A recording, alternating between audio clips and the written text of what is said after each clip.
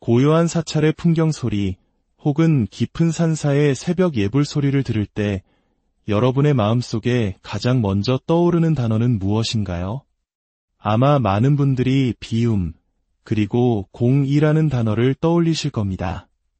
모든 것이 비어있다는 이 심오한 개념은 불교 철학의 정수이자 번뇌로 가득한 우리 삶에 큰 울림을 주는 지혜로 알려져 있습니다. 이 지혜의 여정을 시작하기에 앞서 잠시 시간을 내어 이 가르침이 더 많은 분들에게 닿을 수 있도록 구독과 좋아요로 마음을 보태주시면 감사하겠습니다.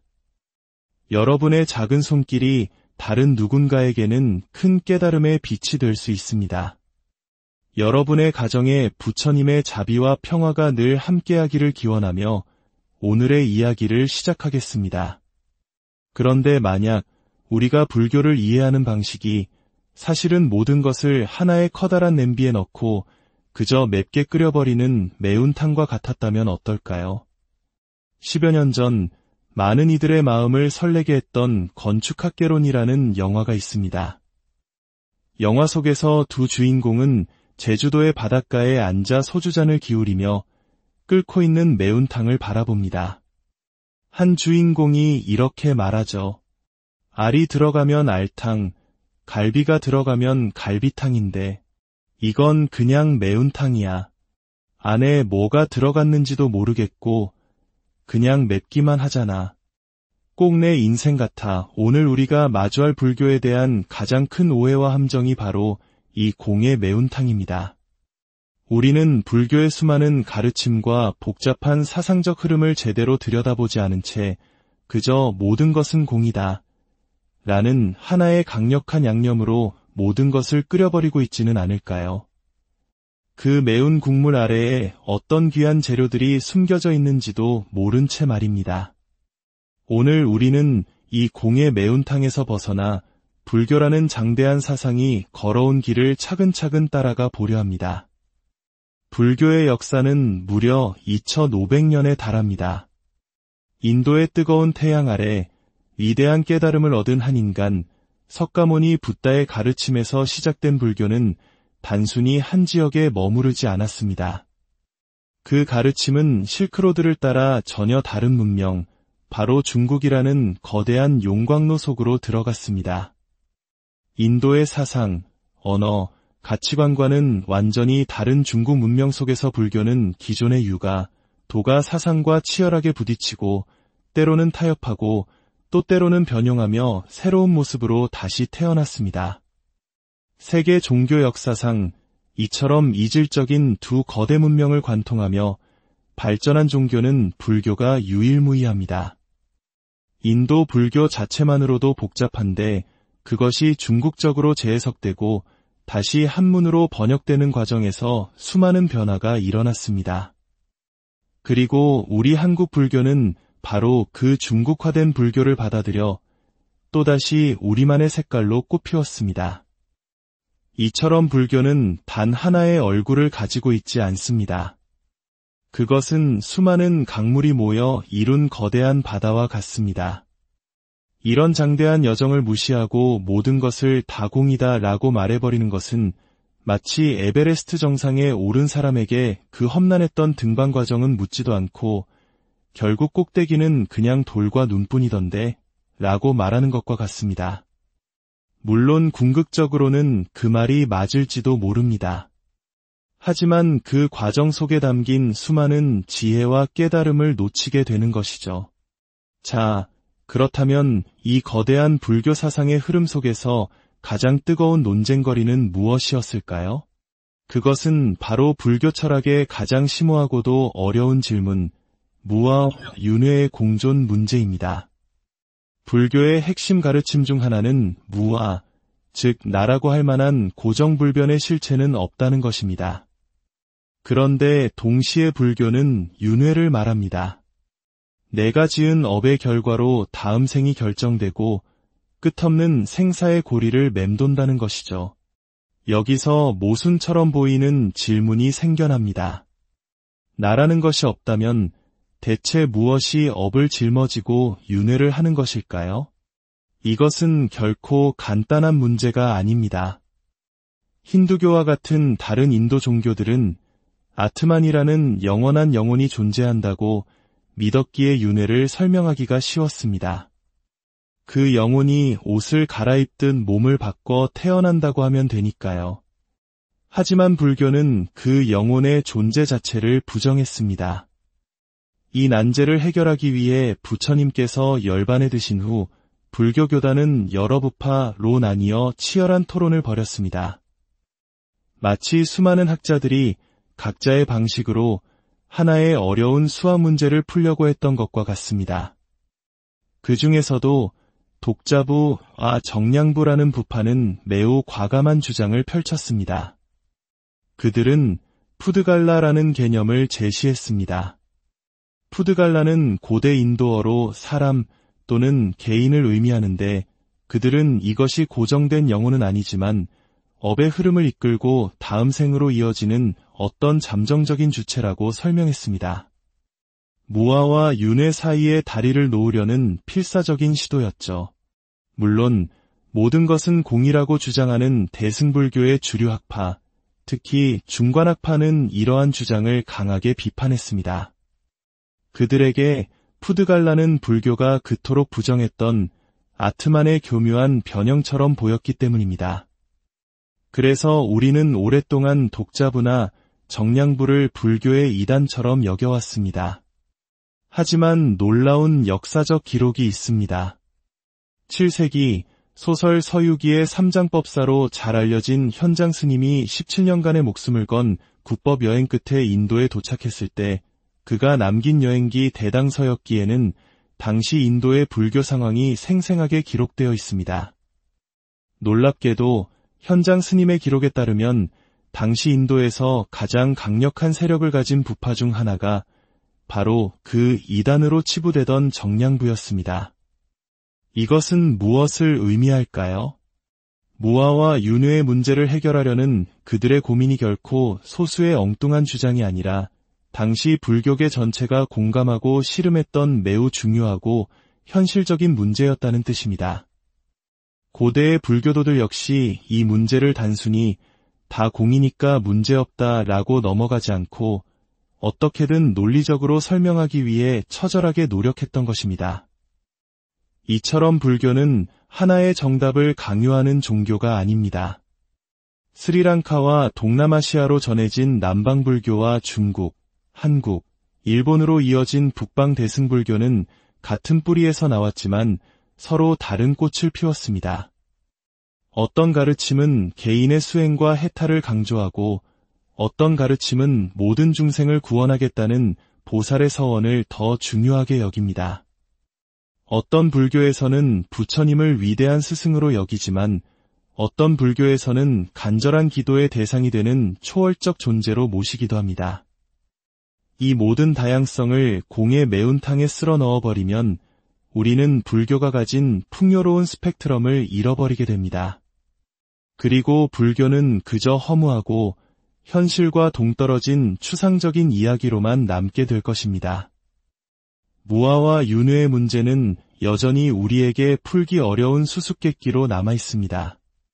하지만 중요한 것은 정답을 찾는 것만이 아닙니다.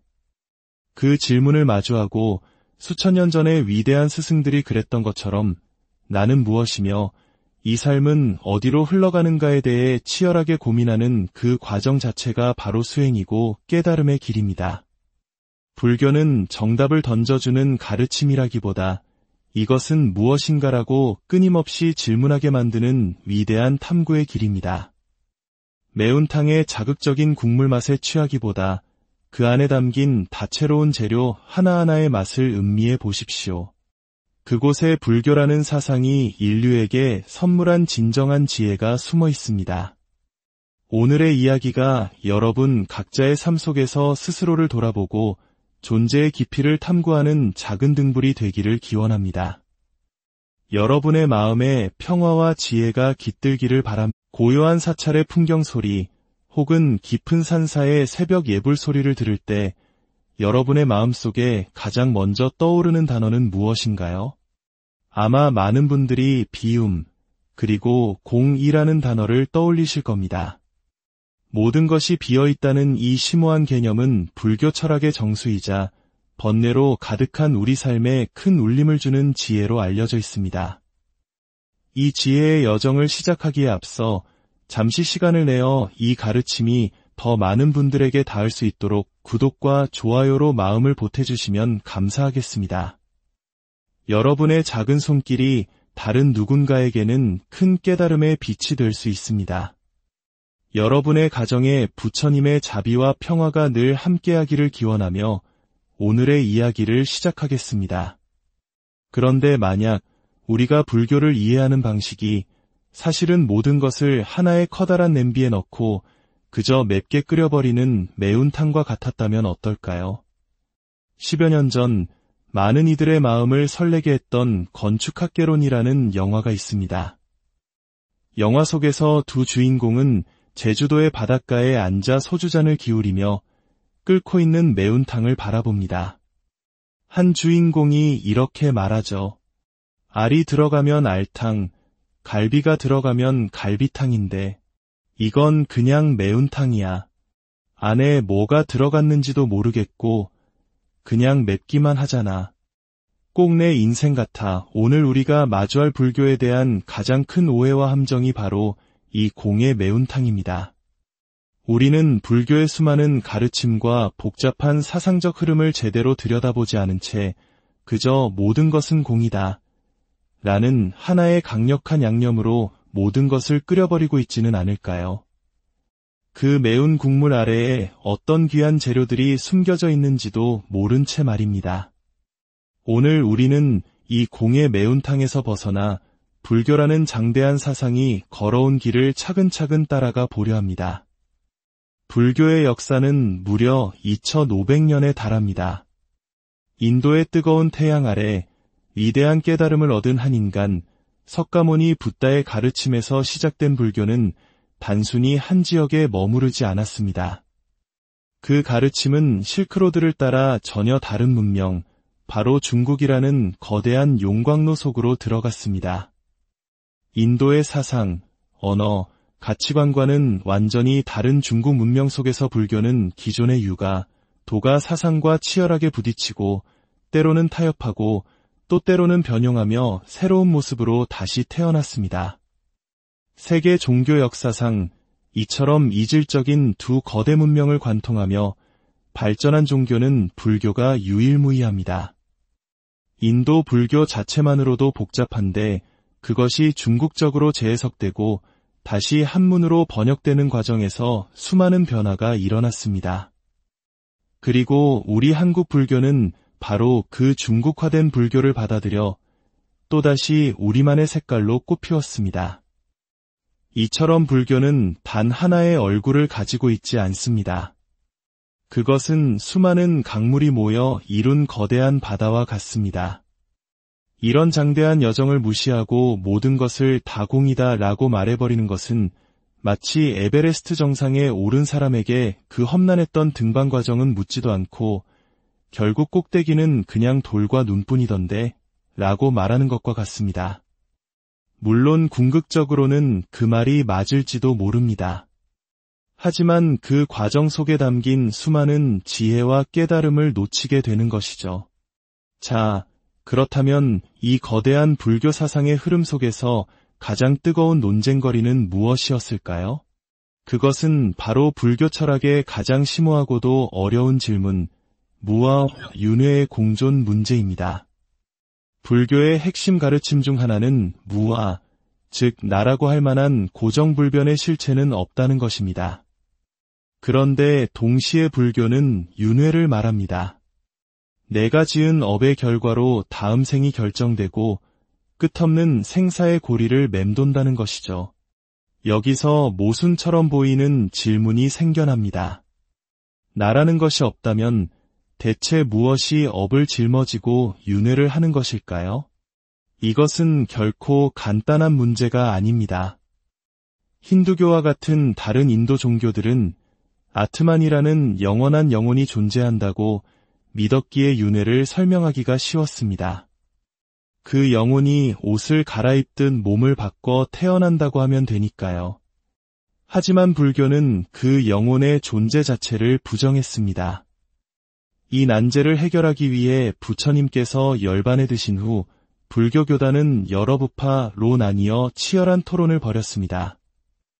마치 수많은 학자들이 각자의 방식으로 하나의 어려운 수학 문제를 풀려고 했던 것과 같습니다. 그 중에서도 독자부와 정량부라는 부파는 매우 과감한 주장을 펼쳤습니다. 그들은 푸드갈라라는 개념을 제시했습니다. 푸드갈라는 고대 인도어로 사람 또는 개인을 의미하는데 그들은 이것이 고정된 영혼은 아니지만 업의 흐름을 이끌고 다음 생으로 이어지는 어떤 잠정적인 주체라고 설명했습니다. 무아와 윤회 사이에 다리를 놓으려는 필사적인 시도였죠. 물론 모든 것은 공이라고 주장하는 대승불교의 주류 학파, 특히 중관학파는 이러한 주장을 강하게 비판했습니다. 그들에게 푸드갈라는 불교가 그토록 부정했던 아트만의 교묘한 변형처럼 보였기 때문입니다. 그래서 우리는 오랫동안 독자부나 정량부를 불교의 이단처럼 여겨왔습니다. 하지만 놀라운 역사적 기록이 있습니다. 7세기 소설 서유기의 삼장법사로 잘 알려진 현장 스님이 17년간의 목숨을 건 국법 여행 끝에 인도에 도착했을 때 그가 남긴 여행기 대당서역기에는 당시 인도의 불교 상황이 생생하게 기록되어 있습니다. 놀랍게도 현장 스님의 기록에 따르면 당시 인도에서 가장 강력한 세력을 가진 부파 중 하나가 바로 그 이단으로 치부되던 정량부였습니다. 이것은 무엇을 의미할까요?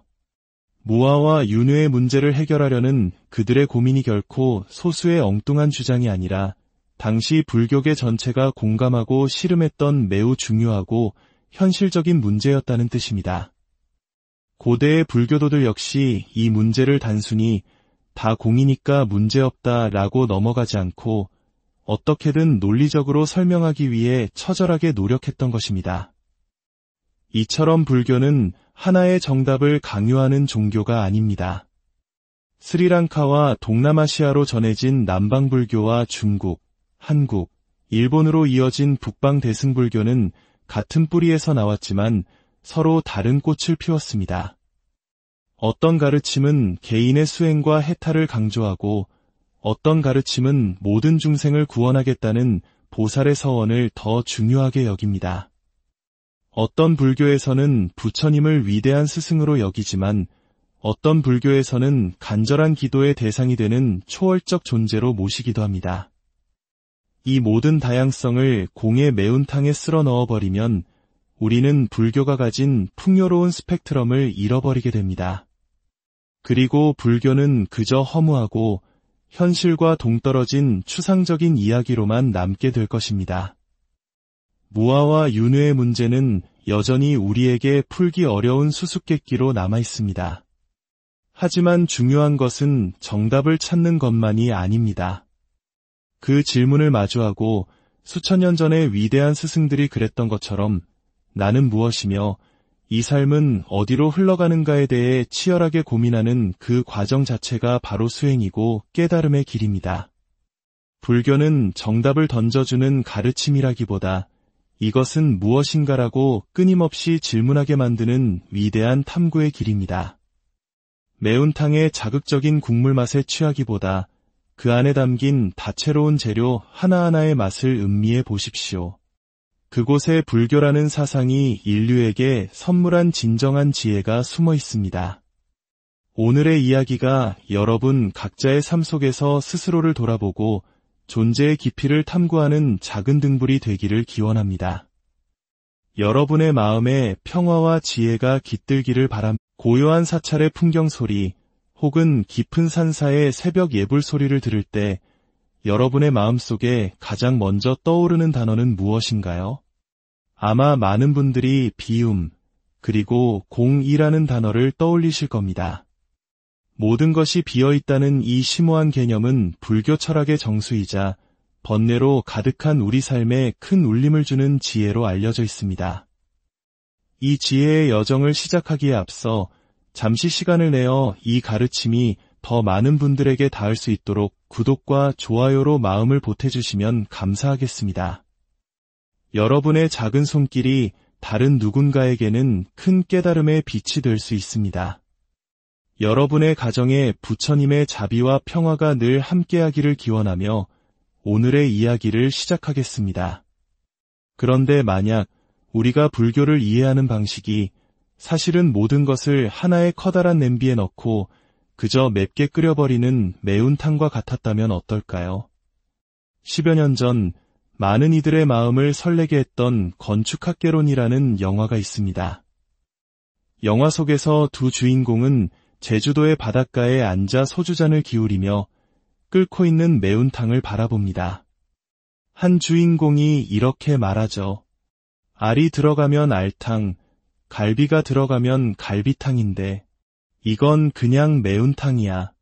안에 뭐가 들어갔는지도 모르겠고 그냥 맵기만 하잖아. 꼭 내 인생 같아. 오늘 우리가 마주할 불교에 대한 가장 큰 오해와 함정이 바로 이 공의 매운탕입니다. 우리는 불교의 수많은 가르침과 복잡한 사상적 흐름을 제대로 들여다보지 않은 채 그저 모든 것은 공이다 라는 하나의 강력한 양념으로 모든 것을 끓여버리고 있지는 않을까요? 그 매운 국물 아래에 어떤 귀한 재료들이 숨겨져 있는지도 모른 채 말입니다. 오늘 우리는 이 공의 매운탕에서 벗어나 불교라는 장대한 사상이 걸어온 길을 차근차근 따라가 보려 합니다. 불교의 역사는 무려 2500년에 달합니다. 인도의 뜨거운 태양 아래 위대한 깨달음을 얻은 한 인간, 석가모니 붓다의 가르침에서 시작된 불교는 단순히 한 지역에 머무르지 않았습니다. 그 가르침은 실크로드를 따라 전혀 다른 문명, 바로 중국이라는 거대한 용광로 속으로 들어갔습니다. 인도의 사상, 언어, 가치관과는 완전히 다른 중국 문명 속에서 불교는 기존의 유가, 도가 사상과 치열하게 부딪히고 때로는 타협하고 또 때로는 변형하며 새로운 모습으로 다시 태어났습니다.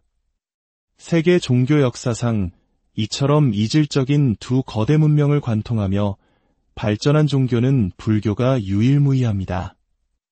인도 불교 자체만으로도 복잡한데 그것이 중국적으로 재해석되고 다시 한문으로 번역되는 과정에서 수많은 변화가 일어났습니다. 그리고 우리 한국 불교는 바로 그 중국화된 불교를 받아들여 또다시 우리만의 색깔로 꽃피웠습니다. 이처럼 불교는 단 하나의 얼굴을 가지고 있지 않습니다. 그것은 수많은 강물이 모여 이룬 거대한 바다와 같습니다. 이런 장대한 여정을 무시하고 모든 것을 다공이다 라고 말해버리는 것은 마치 에베레스트 정상에 오른 사람에게 그 험난했던 등반 과정은 묻지도 않고 결국 꼭대기는 그냥 돌과 눈뿐이던데 라고 말하는 것과 같습니다. 물론 궁극적으로는 그 말이 맞을지도 모릅니다.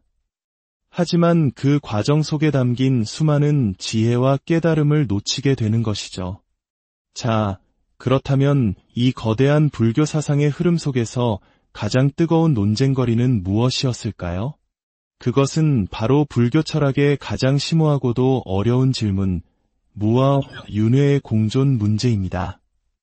불교의 핵심 가르침 중 하나는 무아, 즉 나라고 할 만한 고정불변의 실체는 없다는 것입니다. 그런데 동시에 불교는 윤회를 말합니다. 내가 지은 업의 결과로 다음 생이 결정되고 끝없는 생사의 고리를 맴돈다는 것이죠. 여기서 모순처럼 보이는 질문이 생겨납니다. 나라는 것이 없다면 대체 무엇이 업을 짊어지고 윤회를 하는 것일까요? 이것은 결코 간단한 문제가 아닙니다. 힌두교와 같은 다른 인도 종교들은 아트만이라는 영원한 영혼이 존재한다고 믿었기에 윤회를 설명하기가 쉬웠습니다. 그 영혼이 옷을 갈아입듯 몸을 바꿔 태어난다고 하면 되니까요. 하지만 불교는 그 영혼의 존재 자체를 부정했습니다. 이 난제를 해결하기 위해 부처님께서 열반에 드신 후 불교 교단은 여러 부파로 나뉘어 치열한 토론을 벌였습니다. 마치 수많은 학자들이 각자의 방식으로 하나의 어려운 수학 문제를 풀려고 했던 것과 같습니다. 그 중에서도 독자부와 정량부라는 부파는 매우 과감한 주장을 펼쳤습니다. 그들은 푸드갈라라는 개념을 제시했습니다. 푸드갈라는 고대 인도어로 사람 또는 개인을 의미하는데 그들은 이것이 고정된 영혼은 아니지만 업의 흐름을 이끌고 다음 생으로 이어지는 어떤 잠정적인 주체라고 설명했습니다. 무아와 윤회 사이에 다리를 놓으려는 필사적인 시도였죠. 물론 모든 것은 공이라고 주장하는 대승불교의 주류 학파, 특히 중관학파는 이러한 주장을 강하게 비판했습니다. 그들에게 푸드갈라는 불교가 그토록 부정했던 아트만의 교묘한 변형처럼 보였기 때문입니다. 그래서 우리는 오랫동안 독자부나 정량부를 불교의 이단처럼 여겨왔습니다. 하지만 놀라운 역사적 기록이 있습니다. 7세기 소설 서유기의 삼장법사로 잘 알려진 현장 스님이 17년간의 목숨을 건 국법 여행 끝에 인도에 도착했을 때 그가 남긴 여행기 대당서역기에는 당시 인도의 불교 상황이 생생하게 기록되어 있습니다. 놀랍게도 현장 스님의 기록에 따르면 당시 인도에서 가장 강력한 세력을 가진 부파 중 하나가 바로 그 이단으로 치부되던 정량부였습니다. 이것은 무엇을 의미할까요?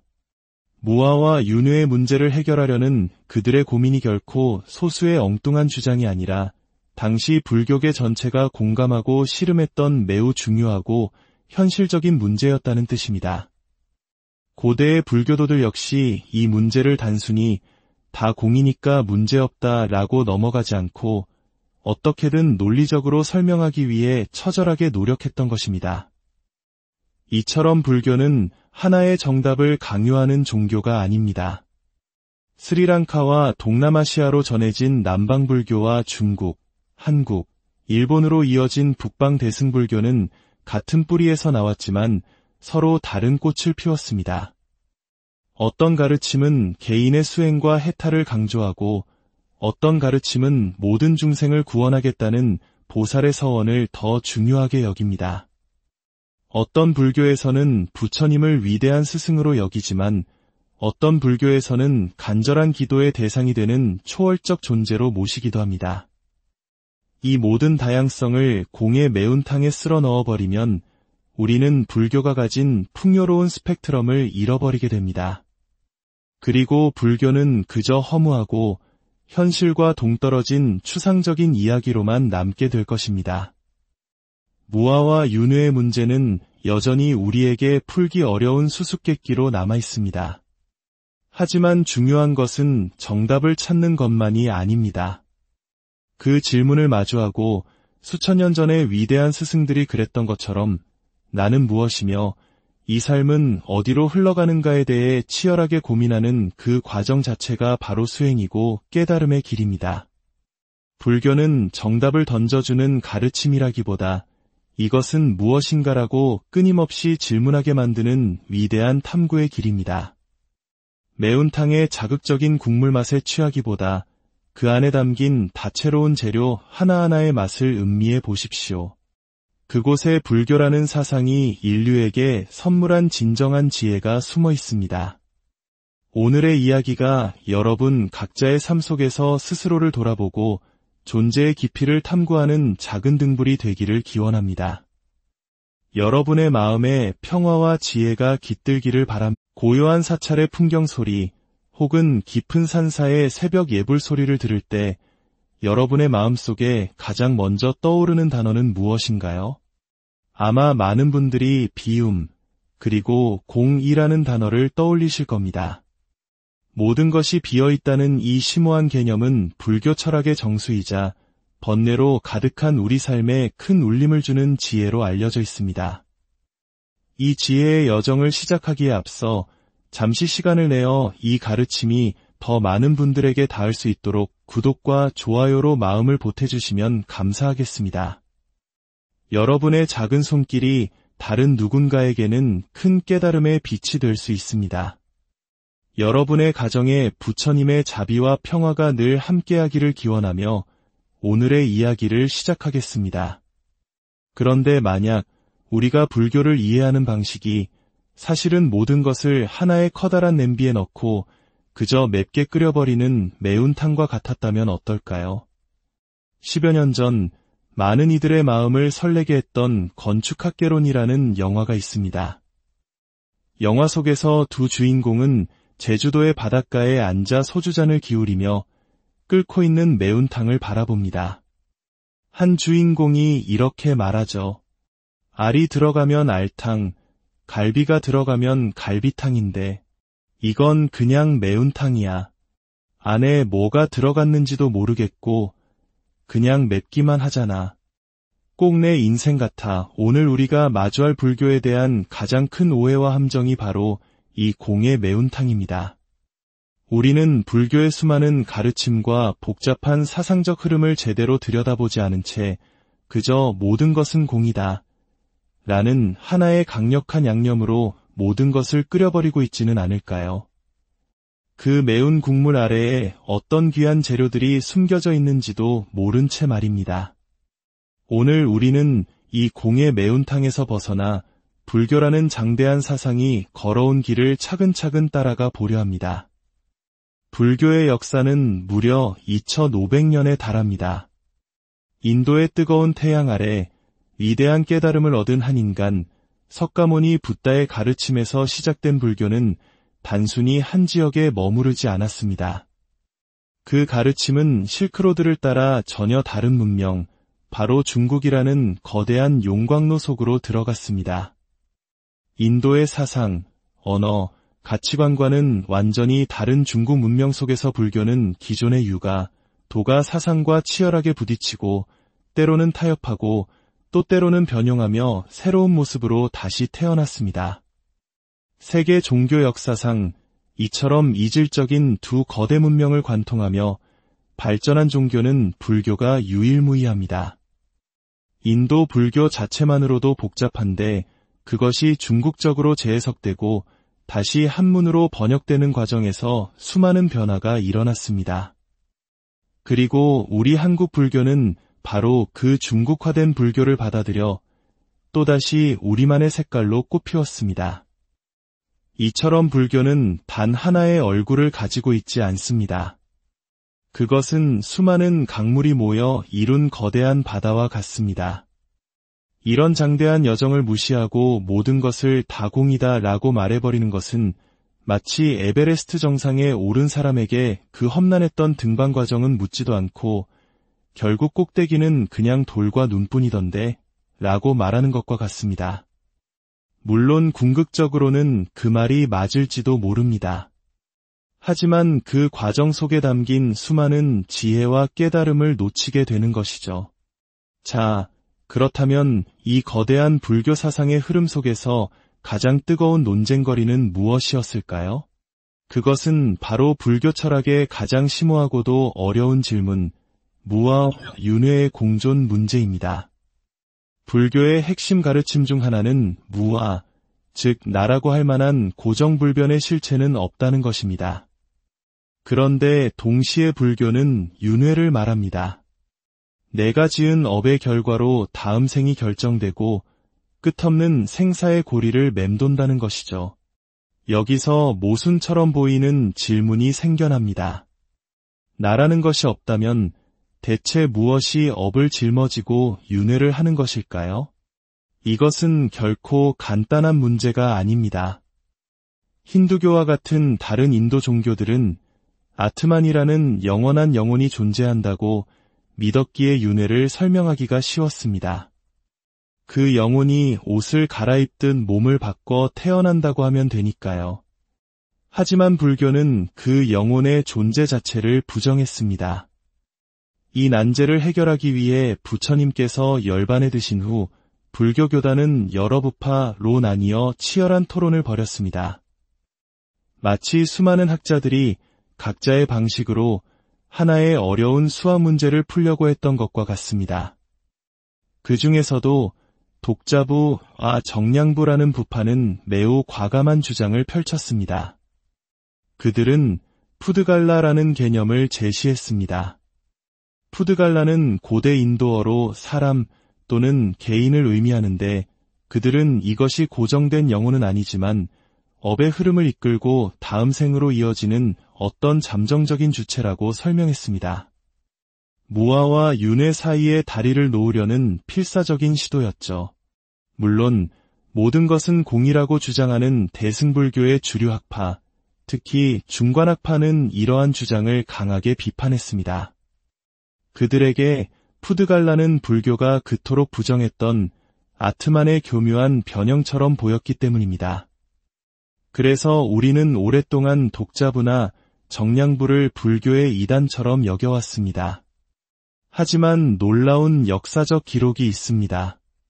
7세기 소설 서유기의 삼장법사로 잘 알려진 현장 스님이 17년간의 목숨을 건 국법 여행 끝에 인도에 도착했을 때 그가 남긴 여행기 대당서역기에는 당시 인도의 불교 상황이 생생하게 기록되어 있습니다. 놀랍게도 현장 스님의 기록에 따르면 당시 인도에서 가장 강력한 세력을 가진 부파 중 하나가 바로 그 이단으로 치부되던 정량부였습니다. 이것은 무엇을 의미할까요? 무아와 윤회의 문제를 해결하려는 그들의 고민이 결코 소수의 엉뚱한 주장이 아니라 당시 불교계 전체가 공감하고 씨름했던 매우 중요하고 현실적인 문제였다는 뜻입니다. 고대의 불교도들 역시 이 문제를 단순히 다 공이니까 문제없다라고 넘어가지 않고 어떻게든 논리적으로 설명하기 위해 처절하게 노력했던 것입니다. 이처럼 불교는 하나의 정답을 강요하는 종교가 아닙니다. 스리랑카와 동남아시아로 전해진 남방불교와 중국, 한국, 일본으로 이어진 북방 대승불교는 같은 뿌리에서 나왔지만 서로 다른 꽃을 피웠습니다. 어떤 가르침은 개인의 수행과 해탈을 강조하고 어떤 가르침은 모든 중생을 구원하겠다는 보살의 서원을 더 중요하게 여깁니다. 어떤 불교에서는 부처님을 위대한 스승으로 여기지만 어떤 불교에서는 간절한 기도의 대상이 되는 초월적 존재로 모시기도 합니다. 이 모든 다양성을 공의 매운탕에 쓸어 넣어버리면 우리는 불교가 가진 풍요로운 스펙트럼을 잃어버리게 됩니다. 그리고 불교는 그저 허무하고 현실과 동떨어진 추상적인 이야기로만 남게 될 것입니다. 무아와 윤회의 문제는 여전히 우리에게 풀기 어려운 수수께끼로 남아 있습니다. 하지만 중요한 것은 정답을 찾는 것만이 아닙니다. 그 질문을 마주하고 수천 년 전의 위대한 스승들이 그랬던 것처럼 나는 무엇이며 이 삶은 어디로 흘러가는가에 대해 치열하게 고민하는 그 과정 자체가 바로 수행이고 깨달음의 길입니다. 불교는 정답을 던져주는 가르침이라기보다 이것은 무엇인가라고 끊임없이 질문하게 만드는 위대한 탐구의 길입니다. 매운탕의 자극적인 국물 맛에 취하기보다 그 안에 담긴 다채로운 재료 하나하나의 맛을 음미해 보십시오. 그곳에 불교라는 사상이 인류에게 선물한 진정한 지혜가 숨어 있습니다. 오늘의 이야기가 여러분 각자의 삶 속에서 스스로를 돌아보고 존재의 깊이를 탐구하는 작은 등불이 되기를 기원합니다. 여러분의 마음에 평화와 지혜가 깃들기를 바랍니다. 고요한 사찰의 풍경 소리 혹은 깊은 산사의 새벽 예불 소리를 들을 때 여러분의 마음속에 가장 먼저 떠오르는 단어는 무엇인가요? 아마 많은 분들이 비움, 그리고 공이라는 단어를 떠올리실 겁니다. 모든 것이 비어있다는 이 심오한 개념은 불교 철학의 정수이자 번뇌로 가득한 우리 삶에 큰 울림을 주는 지혜로 알려져 있습니다. 이 지혜의 여정을 시작하기에 앞서 잠시 시간을 내어 이 가르침이 더 많은 분들에게 닿을 수 있도록 구독과 좋아요로 마음을 보태주시면 감사하겠습니다. 여러분의 작은 손길이 다른 누군가에게는 큰 깨달음의 빛이 될 수 있습니다. 여러분의 가정에 부처님의 자비와 평화가 늘 함께하기를 기원하며 오늘의 이야기를 시작하겠습니다. 그런데 만약 우리가 불교를 이해하는 방식이 사실은 모든 것을 하나의 커다란 냄비에 넣고 그저 맵게 끓여버리는 매운탕과 같았다면 어떨까요? 10여 년 전 많은 이들의 마음을 설레게 했던 건축학개론이라는 영화가 있습니다. 영화 속에서 두 주인공은 제주도의 바닷가에 앉아 소주잔을 기울이며 끓고 있는 매운탕을 바라봅니다. 한 주인공이 이렇게 말하죠. 알이 들어가면 알탕, 갈비가 들어가면 갈비탕인데 이건 그냥 매운탕이야. 안에 뭐가 들어갔는지도 모르겠고 그냥 맵기만 하잖아. 꼭 내 인생 같아. 오늘 우리가 마주할 불교에 대한 가장 큰 오해와 함정이 바로 이 공의 매운탕입니다. 우리는 불교의 수많은 가르침과 복잡한 사상적 흐름을 제대로 들여다보지 않은 채 그저 모든 것은 공이다 라는 하나의 강력한 양념으로 모든 것을 끓여버리고 있지는 않을까요? 그 매운 국물 아래에 어떤 귀한 재료들이 숨겨져 있는지도 모른 채 말입니다. 오늘 우리는 이 공의 매운탕에서 벗어나 불교라는 장대한 사상이 걸어온 길을 차근차근 따라가 보려 합니다. 불교의 역사는 무려 2500년에 달합니다. 인도의 뜨거운 태양 아래 위대한 깨달음을 얻은 한 인간, 석가모니 붓다의 가르침에서 시작된 불교는 단순히 한 지역에 머무르지 않았습니다. 그 가르침은 실크로드를 따라 전혀 다른 문명, 바로 중국이라는 거대한 용광로 속으로 들어갔습니다. 인도의 사상, 언어, 가치관과는 완전히 다른 중국 문명 속에서 불교는 기존의 유가, 도가 사상과 치열하게 부딪히고 때로는 타협하고 또 때로는 변형하며 새로운 모습으로 다시 태어났습니다. 세계 종교 역사상 이처럼 이질적인 두 거대 문명을 관통하며 발전한 종교는 불교가 유일무이합니다. 인도 불교 자체만으로도 복잡한데 그것이 중국적으로 재해석되고 다시 한문으로 번역되는 과정에서 수많은 변화가 일어났습니다. 그리고 우리 한국 불교는 바로 그 중국화된 불교를 받아들여 또다시 우리만의 색깔로 꽃피웠습니다. 이처럼 불교는 단 하나의 얼굴을 가지고 있지 않습니다. 그것은 수많은 강물이 모여 이룬 거대한 바다와 같습니다. 이런 장대한 여정을 무시하고 모든 것을 다 공이다 라고 말해버리는 것은 마치 에베레스트 정상에 오른 사람에게 그 험난했던 등반 과정은 묻지도 않고 결국 꼭대기는 그냥 돌과 눈뿐이던데 라고 말하는 것과 같습니다. 물론 궁극적으로는 그 말이 맞을지도 모릅니다. 하지만 그 과정 속에 담긴 수많은 지혜와 깨달음을 놓치게 되는 것이죠. 자, 그렇다면 이 거대한 불교 사상의 흐름 속에서 가장 뜨거운 논쟁거리는 무엇이었을까요? 그것은 바로 불교 철학의 가장 심오하고도 어려운 질문, 무와 윤회의 공존 문제입니다. 불교의 핵심 가르침 중 하나는 무아, 즉 나라고 할 만한 고정불변의 실체는 없다는 것입니다. 그런데 동시에 불교는 윤회를 말합니다. 내가 지은 업의 결과로 다음 생이 결정되고 끝없는 생사의 고리를 맴돈다는 것이죠. 여기서 모순처럼 보이는 질문이 생겨납니다. 나라는 것이 없다면 대체 무엇이 업을 짊어지고 윤회를 하는 것일까요? 이것은 결코 간단한 문제가 아닙니다. 힌두교와 같은 다른 인도 종교들은 아트만이라는 영원한 영혼이 존재한다고 믿었기에 윤회를 설명하기가 쉬웠습니다. 그 영혼이 옷을 갈아입듯 몸을 바꿔 태어난다고 하면 되니까요. 하지만 불교는 그 영혼의 존재 자체를 부정했습니다. 이 난제를 해결하기 위해 부처님께서 열반에 드신 후 불교 교단은 여러 부파로 나뉘어 치열한 토론을 벌였습니다. 마치 수많은 학자들이 각자의 방식으로 하나의 어려운 수학 문제를 풀려고 했던 것과 같습니다.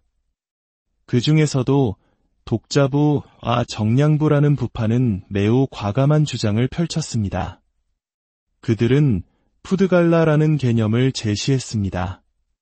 푸드갈라는 고대 인도어로 사람 또는 개인을 의미하는데 그들은 이것이 고정된 영혼은 아니지만 업의 흐름을 이끌고 다음 생으로 이어지는 어떤 잠정적인 주체라고 설명했습니다. 무아와 윤회 사이에 다리를 놓으려는 필사적인 시도였죠. 물론 모든 것은 공이라고 주장하는 대승불교의 주류 학파, 특히 중관학파는 이러한 주장을 강하게 비판했습니다. 그들에게 푸드갈라는 불교가 그토록 부정했던 아트만의 교묘한 변형처럼 보였기 때문입니다. 그래서 우리는 오랫동안 독자부나 정량부를 불교의 이단처럼 여겨왔습니다. 하지만 놀라운 역사적 기록이 있습니다. 7세기 소설 서유기의 삼장법사로 잘 알려진 현장 스님이 17년간의 목숨을 건 국법 여행 끝에 인도에 도착했을 때 그가 남긴 여행기 대당서역기에는 당시 인도의 불교 상황이 생생하게 기록되어 있습니다. 놀랍게도 현장 스님의 기록에 따르면 당시 인도에서 가장 강력한 세력을 가진 부파 중 하나가 바로 그 이단으로 치부되던 정량부였습니다. 이것은 무엇을 의미할까요? 무아와 윤회의 문제를 해결하려는 그들의 고민이 결코 소수의 엉뚱한 주장이 아니라 당시 불교계 전체가 공감하고 씨름했던 매우 중요하고 현실적인 문제였다는 뜻입니다. 고대의 불교도들 역시 이 문제를 단순히 다 공이니까 문제없다라고 넘어가지 않고 어떻게든 논리적으로 설명하기 위해 처절하게 노력했던 것입니다. 이처럼 불교는 하나의 정답을 강요하는 종교가 아닙니다. 스리랑카와 동남아시아로 전해진 남방불교와 중국, 한국, 일본으로 이어진 북방 대승불교는 같은 뿌리에서 나왔지만 서로 다른 꽃을 피웠습니다. 어떤 가르침은 개인의 수행과 해탈을 강조하고 어떤 가르침은 모든 중생을 구원하겠다는 보살의 서원을 더 중요하게 여깁니다. 어떤 불교에서는 부처님을 위대한 스승으로 여기지만 어떤 불교에서는 간절한 기도의 대상이 되는 초월적 존재로 모시기도 합니다. 이 모든 다양성을 공의 매운탕에 쓸어 넣어버리면 우리는 불교가 가진 풍요로운 스펙트럼을 잃어버리게 됩니다. 그리고 불교는 그저 허무하고 현실과 동떨어진 추상적인 이야기로만 남게 될 것입니다. 무아와 윤회의 문제는 여전히 우리에게 풀기 어려운 수수께끼로 남아 있습니다.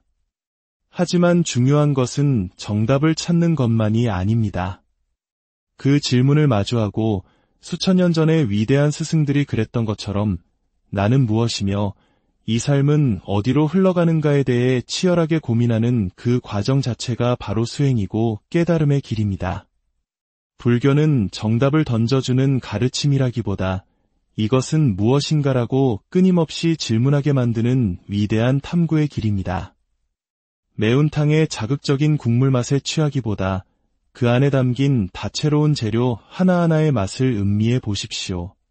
그곳에 불교라는 사상이 인류에게 선물한 진정한 지혜가 숨어 있습니다. 오늘의 이야기가 여러분 각자의 삶 속에서 스스로를 돌아보고 존재의 깊이를 탐구하는 작은 등불이 되기를 기원합니다. 여러분의 마음에 평화와 지혜가 깃들기를 바랍니다. 고요한 사찰의 풍경 소리 혹은 깊은 산사의 새벽 예불 소리를 들을 때 여러분의 마음속에 가장 먼저 떠오르는 단어는 무엇인가요? 아마 많은 분들이 비움, 그리고 공이라는 단어를 떠올리실 겁니다. 모든 것이 비어있다는 이 심오한 개념은 불교 철학의 정수이자 번뇌로 가득한 우리 삶에 큰 울림을 주는 지혜로 알려져 있습니다. 이 지혜의 여정을 시작하기에 앞서 잠시 시간을 내어 이 가르침이 더 많은 분들에게 닿을 수 있도록 구독과 좋아요로 마음을 보태주시면 감사하겠습니다. 여러분의 작은 손길이 다른 누군가에게는 큰 깨달음의 빛이 될 수 있습니다. 여러분의 가정에 부처님의 자비와 평화가 늘 함께하기를 기원하며 오늘의 이야기를 시작하겠습니다. 그런데 만약 우리가 불교를 이해하는 방식이 사실은 모든 것을 하나의 커다란 냄비에 넣고 그저 맵게 끓여버리는 매운탕과 같았다면 어떨까요? 10여 년 전 많은 이들의 마음을 설레게 했던 건축학개론이라는 영화가 있습니다. 영화 속에서 두 주인공은 제주도의 바닷가에 앉아 소주잔을 기울이며 끓고 있는 매운탕을 바라봅니다. 한 주인공이 이렇게 말하죠. 알이 들어가면 알탕, 갈비가 들어가면 갈비탕인데 이건 그냥 매운탕이야. 안에 뭐가 들어갔는지도 모르겠고 그냥 맵기만 하잖아. 꼭 내 인생 같아. 오늘 우리가 마주할 불교에 대한 가장 큰 오해와 함정이 바로 이 공의 매운탕입니다. 우리는 불교의 수많은 가르침과 복잡한 사상적 흐름을 제대로 들여다보지 않은 채 그저 모든 것은 공이다 라는 하나의 강력한 양념으로 모든 것을 끓여버리고 있지는 않을까요? 그 매운 국물 아래에 어떤 귀한 재료들이 숨겨져 있는지도 모른 채 말입니다. 오늘 우리는 이 공의 매운탕에서 벗어나 불교라는 장대한 사상이 걸어온 길을 차근차근 따라가 보려 합니다. 불교의 역사는 무려 2500년에 달합니다. 인도의 뜨거운 태양 아래 위대한 깨달음을 얻은 한 인간, 석가모니 붓다의 가르침에서 시작된 불교는 단순히 한 지역에 머무르지 않았습니다. 그 가르침은 실크로드를 따라 전혀 다른 문명, 바로 중국이라는 거대한 용광로 속으로 들어갔습니다. 인도의 사상, 언어, 가치관과는 완전히 다른 중국 문명 속에서 불교는 기존의 유가, 도가 사상과 치열하게 부딪히고 때로는 타협하고 또 때로는 변형하며 새로운 모습으로 다시 태어났습니다. 세계 종교 역사상 이처럼 이질적인 두 거대 문명을 관통하며 발전한 종교는 불교가 유일무이합니다. 인도 불교 자체만으로도 복잡한데 그것이 중국적으로 재해석되고 다시 한문으로 번역되는 과정에서 수많은 변화가 일어났습니다. 그리고 우리 한국 불교는 바로 그 중국화된 불교를 받아들여 또다시 우리만의 색깔로 꽃피웠습니다. 이처럼 불교는 단 하나의 얼굴을 가지고 있지 않습니다. 그것은 수많은 강물이 모여 이룬 거대한 바다와 같습니다. 이런 장대한 여정을 무시하고 모든 것을 다공이다 라고 말해버리는 것은 마치 에베레스트 정상에 오른 사람에게 그 험난했던 등반 과정은 묻지도 않고 결국 꼭대기는 그냥 돌과 눈뿐이던데 라고 말하는 것과 같습니다. 물론 궁극적으로는 그 말이 맞을지도 모릅니다. 하지만 그 과정 속에 담긴 수많은 지혜와 깨달음을 놓치게 되는 것이죠. 자, 그렇다면 이 거대한 불교 사상의 흐름 속에서 가장 뜨거운 논쟁거리는 무엇이었을까요? 그것은 바로 불교 철학의 가장 심오하고도 어려운 질문, 무와 윤회의 공존 문제입니다. 불교의 핵심 가르침 중 하나는 무아, 즉 나라고 할 만한 고정불변의 실체는 없다는 것입니다. 그런데 동시에 불교는 윤회를 말합니다. 내가 지은 업의 결과로 다음 생이 결정되고 끝없는 생사의 고리를 맴돈다는 것이죠. 여기서 모순처럼 보이는 질문이 생겨납니다. 나라는 것이 없다면 대체 무엇이 업을 짊어지고 윤회를 하는 것일까요? 이것은 결코 간단한 문제가 아닙니다. 힌두교와 같은 다른 인도 종교들은 아트만이라는 영원한 영혼이 존재한다고 믿었기에 윤회를 설명하기가 쉬웠습니다. 그 영혼이 옷을 갈아입듯 몸을 바꿔 태어난다고 하면 되니까요. 하지만 불교는 그 영혼의 존재 자체를 부정했습니다. 이 난제를 해결하기 위해 부처님께서 열반에 드신 후 불교 교단은 여러 부파로 나뉘어 치열한 토론을 벌였습니다. 마치 수많은 학자들이 각자의 방식으로 하나의 어려운 수학 문제를 풀려고 했던 것과 같습니다. 그 중에서도 독자부와 정량부라는 부파는 매우 과감한 주장을 펼쳤습니다. 그들은 푸드갈라라는 개념을 제시했습니다. 푸드갈라는 고대 인도어로 사람 또는 개인을 의미하는데 그들은 이것이 고정된 영혼은 아니지만 업의 흐름을 이끌고 다음 생으로 이어지는 어떤 잠정적인 주체라고 설명했습니다. 무아와 윤회 사이에 다리를 놓으려는 필사적인 시도였죠. 물론 모든 것은 공이라고 주장하는 대승불교의 주류 학파, 특히 중관학파는 이러한 주장을 강하게 비판했습니다. 그들에게 푸드갈라는 불교가 그토록 부정했던 아트만의 교묘한 변형처럼 보였기 때문입니다. 그래서 우리는 오랫동안 독자부나 정량부를 불교의 이단처럼 여겨왔습니다. 하지만 놀라운 역사적 기록이 있습니다. 7세기 소설 서유기의 삼장법사로 잘 알려진 현장 스님이 17년간의 목숨을 건 국법 여행 끝에 인도에 도착했을 때 그가 남긴 여행기 대당서역기에는 당시 인도의 불교 상황이 생생하게 기록되어 있습니다. 놀랍게도 현장 스님의 기록에 따르면 당시 인도에서 가장 강력한 세력을 가진 부파 중 하나가 바로 그 이단으로 치부되던 정량부였습니다. 이것은 무엇을 의미할까요? 무아와 윤회의 문제를 해결하려는 그들의 고민이 결코 소수의 엉뚱한 주장이 아니라 당시 불교계 전체가 공감하고 씨름했던 매우 중요하고 현실적인 문제였다는 뜻입니다. 고대의 불교도들 역시 이 문제를 단순히 다 공이니까 문제없다라고 넘어가지 않고 어떻게든 논리적으로 설명하기 위해 처절하게 노력했던 것입니다. 이처럼 불교는 하나의 정답을 강요하는 종교가 아닙니다.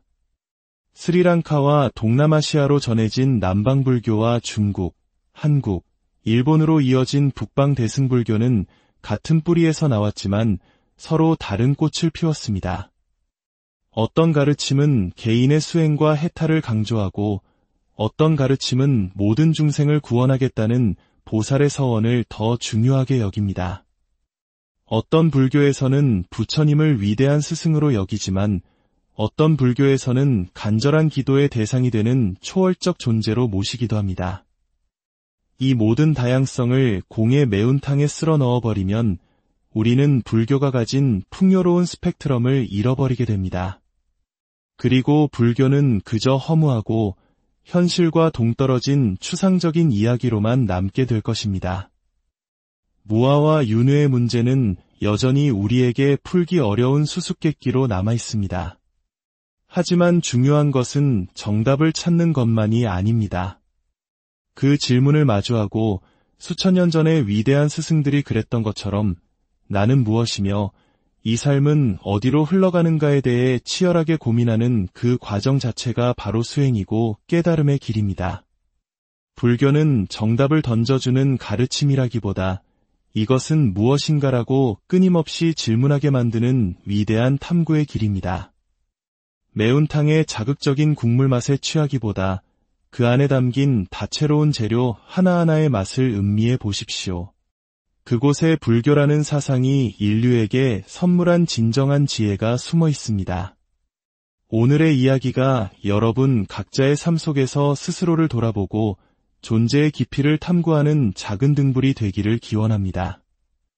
여러분의 마음에 평화와 지혜가 깃들기를 바랍니다. 고요한 사찰의 풍경 소리 혹은 깊은 산사의 새벽 예불 소리를 들을 때 여러분의 마음속에 가장 먼저 떠오르는 단어는 무엇인가요? 아마 많은 분들이 비움, 그리고 공이라는 단어를 떠올리실 겁니다. 모든 것이 비어있다는 이 심오한 개념은 불교 철학의 정수이자 번뇌로 가득한 우리 삶에 큰 울림을 주는 지혜로 알려져 있습니다. 이 지혜의 여정을 시작하기에 앞서 잠시 시간을 내어 이 가르침이 더 많은 분들에게 닿을 수 있도록 구독과 좋아요로 마음을 보태주시면 감사하겠습니다.